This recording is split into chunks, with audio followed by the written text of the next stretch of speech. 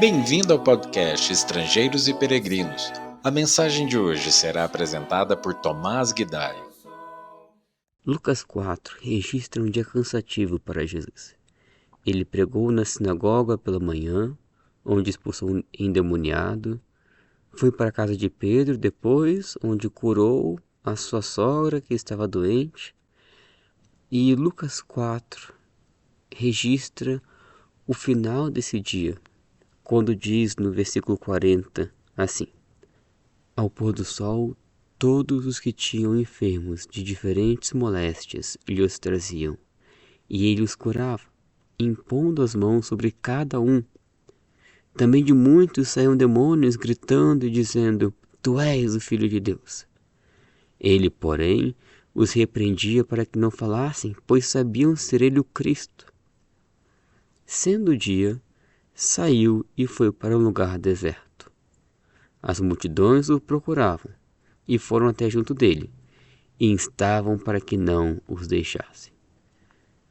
Então, no final do dia, todos que tinham doentes e endemoniados na sua família, na sua casa, trouxeram a Jesus, e Jesus deu atenção a cada um deles. Até que, após esse dia exaustivo, quando todos afluíam para junto dele, Jesus, na manhã seguinte, buscou um lugar deserto e, para orar, como Marcos registra no seu Evangelho. De modo semelhante, no capítulo 5 de Lucas, os versículos 15 e 16 registram: Porém, o que se dizia a seu respeito cada vez mais se divulgava, e grandes multidões afluíam para o ouvirem e serem curadas de suas enfermidades. Ele, porém, se retirava para lugares solitários e orava. O que eu acho interessante notar nessas duas passagens é que quando a demanda aumentava, Jesus fugia para lugares isolados a fim de orar ao Pai. Pensem como normalmente a nossa tendência é justamente o contrário. Quando nos vemos atarefados, reduzimos as orações para dar tempo de cuidar de todas as demandas. Pensamos que não podemos nos dedicar muito à oração porque tem muito que ser feito. Mas certamente erramos. Jesus percebia que quanto maior a demanda, maior a necessidade que ele tinha do Pai, de se apegar ao Pai, de buscar forças no Pai, para lidar com tudo o que lhe aparecia. Tem horas que nós precisamos fugir, parar tudo e fugir para um lugar calmo, isolado, e renovar nossa comunhão com Deus também. Não damos conta de lidar com tudo sozinho. E às vezes, o momento que teremos para isso será de noite ou de manhãzinha. Tem gente que trabalha o dia inteiro, tem gente que tem crianças em casa que demandam atenção o dia inteiro. Então vai demandar sacrifícios. Vamos ter que sacrificar nosso sono. Vamos ter que vencer os desejos da carne, como o desejo por descanso, o desejo por fome.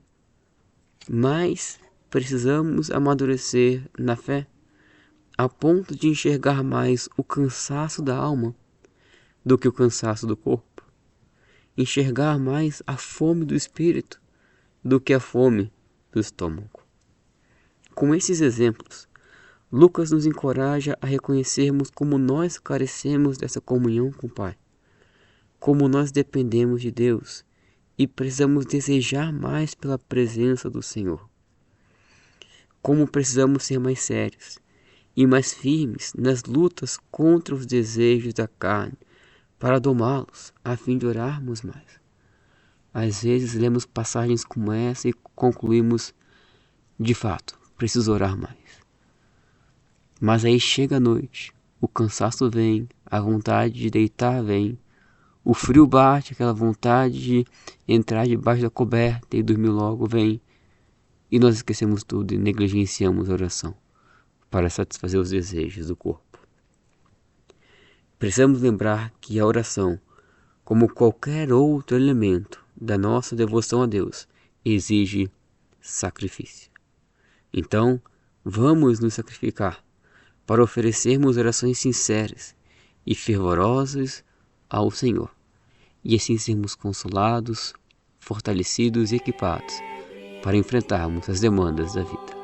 Obrigado por nos acompanhar nessa jornada pelas Escrituras. Volte amanhã para ouvir mais uma mensagem do podcast Estrangeiros e Peregrinos.